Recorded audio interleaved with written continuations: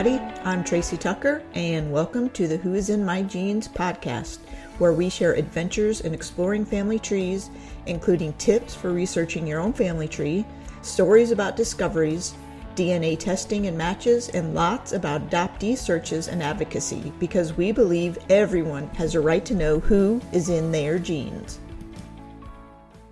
Today we are going to talk about Aley Mahaley Viola May Hester. Yes, that is her real name. She was the grandmother of my client Betsy. Betsy asked me to gather as much as I could about her grandmother, resulting in quite a report that included a 57-page appendix full of documents. One of those documents is especially interesting, which is one of the reasons why I want to talk about Aley Mahaley, but we'll get to that later. Aley Mahaley Viola May Hester, who went by May, was born March 23, 1879 in Middle Fork Township, Forsyth County, North Carolina, to Elias Zebedee Hester, another interesting name, right? Age 18, and Phoebe Augusta Bodenhammer, age 17. Elias was a farmer, and Phoebe took care of the household. May lived her whole life in the Middle Fork area in the outer Appalachian Mountains. A little bit about Middle Fork. It's located in the southern part of North Carolina. It was a small, close-knit community at the time. Most residents were farmers, relying on agriculture as their main source of income.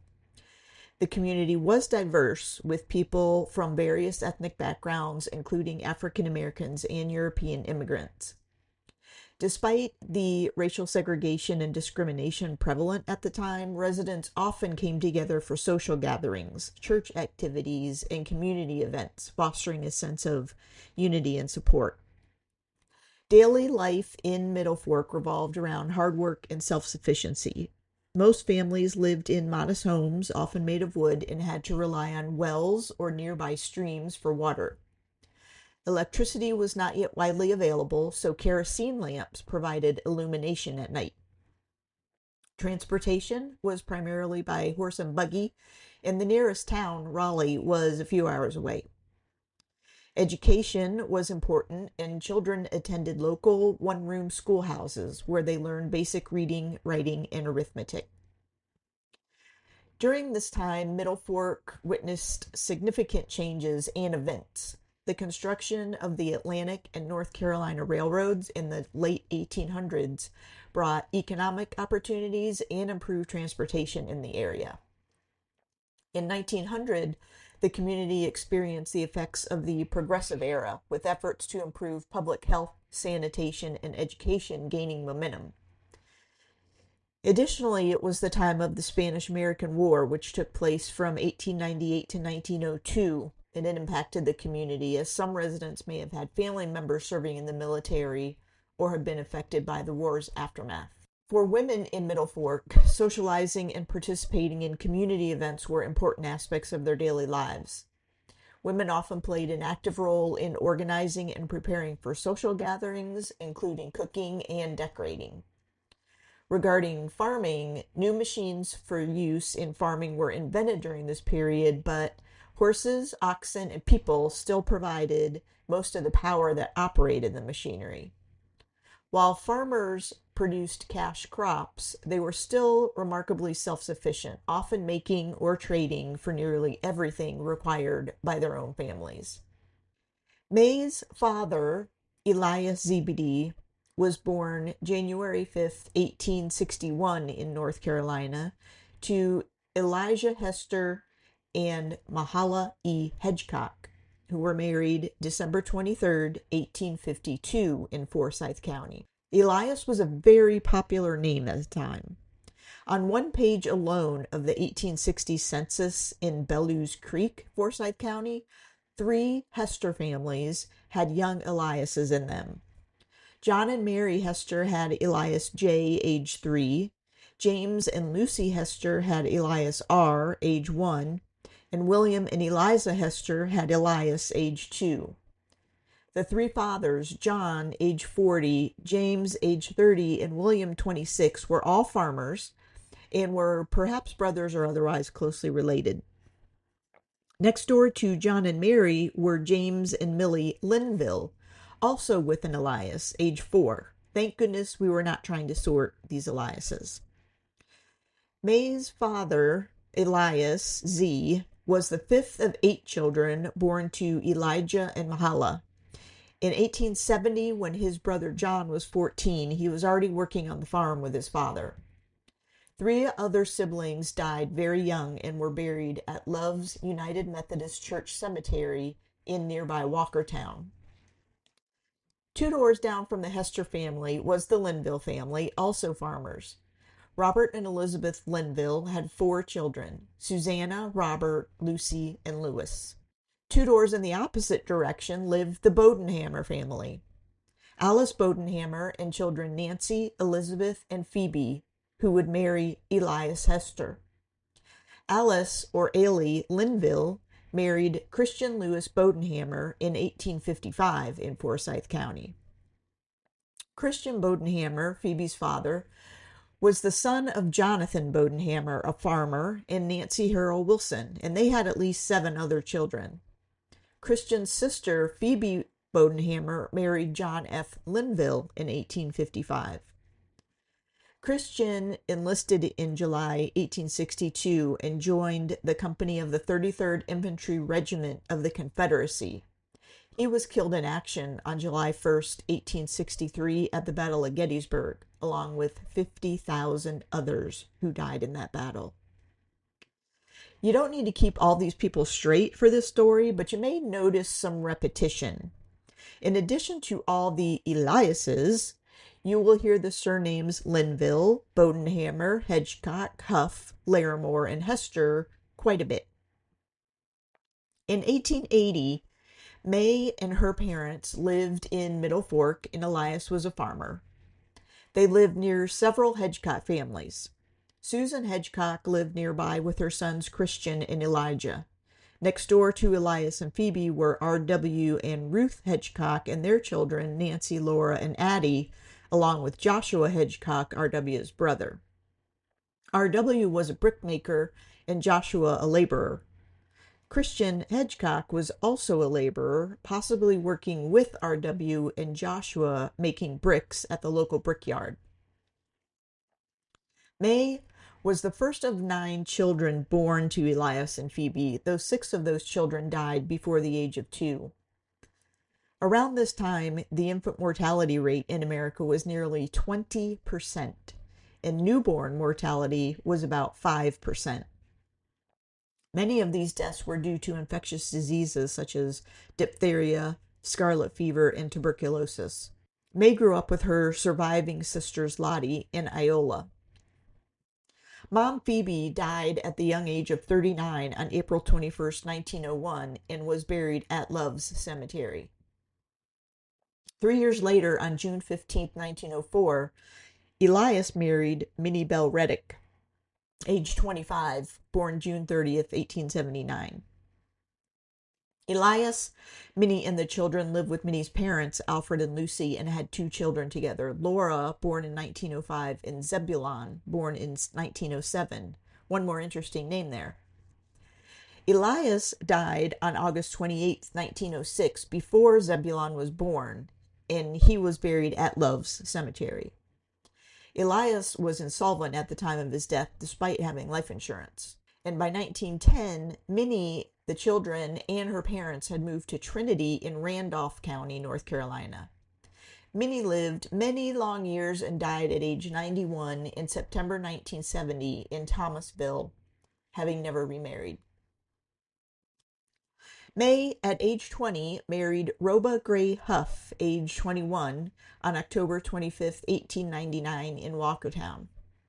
May and Roba lived with Roba's parents, Jordan and Christine Huff, in Middle Fork. Roba was a farm laborer at the time, likely on the Huff family farm. Roba was born August 9, 1878, to Jordan H. Huff and Christine Elizabeth Idle. Christine was born in 1836 in Stokes County to Caleb Idle and Sally Bodenhammer. Christine had married Joseph Idle in 1854, and they had 3 children, Delphina, Alice, and Victoria. Joseph, however, died in 1860 of brain fever before Victoria was born. Brain fever is an old term referring to brain inflammation, usually due to an infection like meningitis or encephalitis.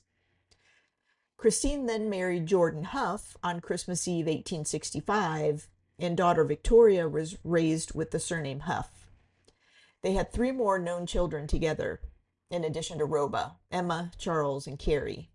May and Roba had at least 3 children, Phoebe, Christine, and Ruth.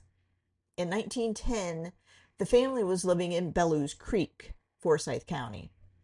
Roba's mother, Christine, had died in 1905 and his father, Jordan, in 1908, and Roba was working the family farm as the owner.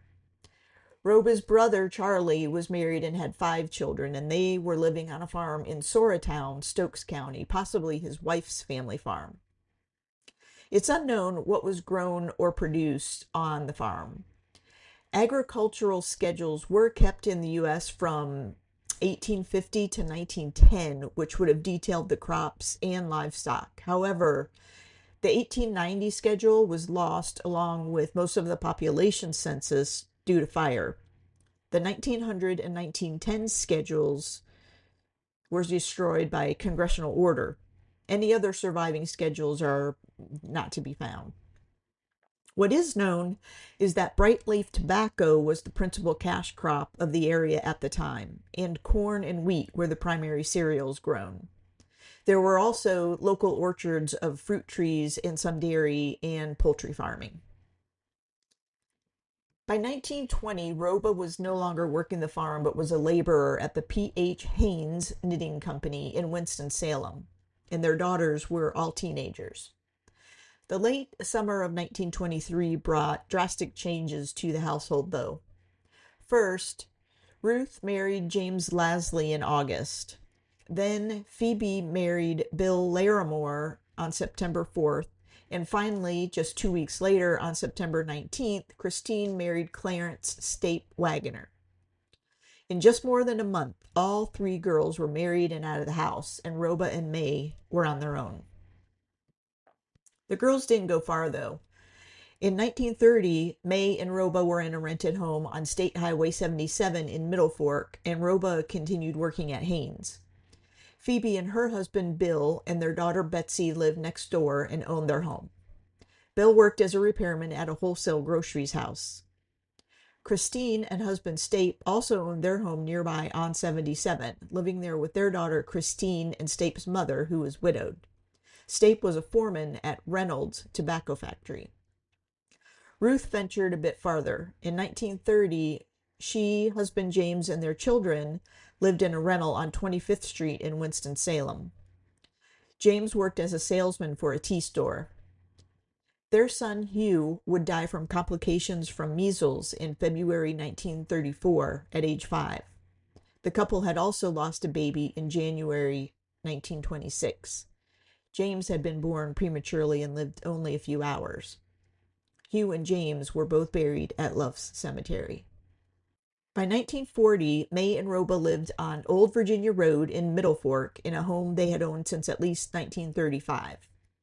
Roba was now the head inspector at Haynes, receiving a salary of $824 in 1939, which would be about $18,000 today. Christine and Stape were in a home on Walkertown Road with daughter Christine in 6th grade and Stape's mother. Stape was the stock foreman at Reynolds Tobacco Factory, earning $1,936 in 1939, which would be about $42,000 today. Phoebe and Bill were also on Walkertown Road with daughters Betsy and Libby, ages 12 and 8, and a lodger, Harala Stahl, a white female, age 34, and a teacher. They had purchased a lot on Walkertown Road directly across from Walkertown Elementary and built their home there because daughter Betsy had been diagnosed with a heart murmur and they didn't want her walking too far to school. And the location was also ideal for boarding teachers. Bill was working at Reynolds as a shopman. Ruth, James, Betty, and Don were in Kernersville on Highway 66, and James was also working at Reynolds. By 1950, Roba was retired, and daughter Ruth was living at home with him and May. Ruth was working in auditing at a dairy. Ruth's husband, James, was boarding at the Francis Hotel on North Cherry Street and working as a meat and grocery clerk at a retail chain grocery store. Ruth's daughter and son were both married by this time. Christine and Stape were on School Road in Middle Fork, still with Stape's mother and their 5-year-old son, Clarence Jr. Stape was a clerk at Reynolds. Phoebe and Bill were also on School Road, and daughter Libby was living with them. Bill was working as a mechanic in a bus garage, and Libby was doing secretarial work at a law office. Roba Gray Huff died on November 28, 1955, and was buried at Love Cemetery. His will named Donald G. Lasley as his executor, and he left everything to May, with the only provision being that all articles of household and kitchen furniture go to daughter Ruth, and that everything left be divided equally among Ruth, Phoebe, and Christine upon May's passing. May, full name Aley Mahaley Viola May Hester Huff, died at Forsyth Memorial Hospital on December 17, 1964. She was buried at Love's Cemetery with Roba and many, many of her family members. I mentioned the 57 pages of documents used for this report. The records included were, of course, several census records, marriage certificates, deeds, records, and indices, birth and death certificates, draft registration cards and military records, newspaper articles and obituaries, wills, and some information came directly from the family. Now, for something really cool, the document I mentioned. When I was researching Forsyth County for this report, I got really lucky and found a 1907 map of the county drawn by C.M. Miller of Salisbury, North Carolina. There is an image of it posted on our Instagram. The map was cool enough in and of itself, but you'll never believe what was included on this map.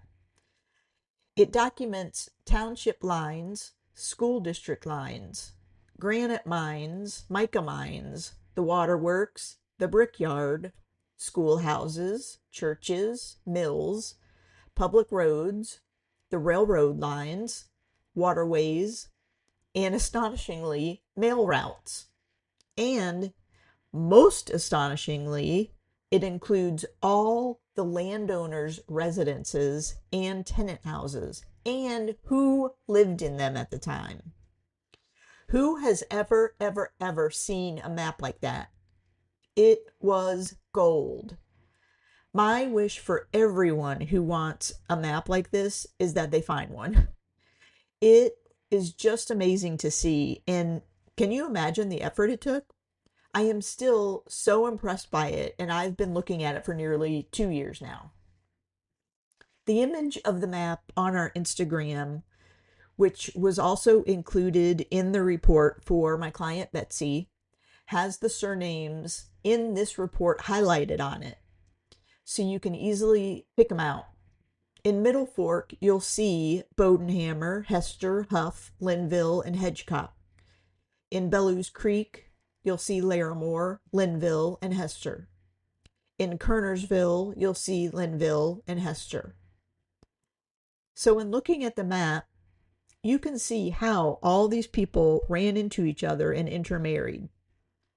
It wasn't a huge community to begin with, but it is really cool to see the proximity or the convergence if you've listened to our last episode. And it brings a great visual guide to May and her extended family in the outer Appalachians at the turn of the century, while we learned all about who was in her genes.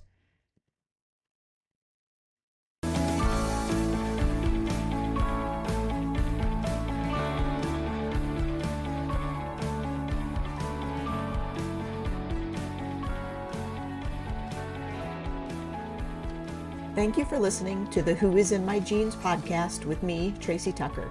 If you enjoyed it, please give us a great review to help others find the show and follow us to get notified of new episodes.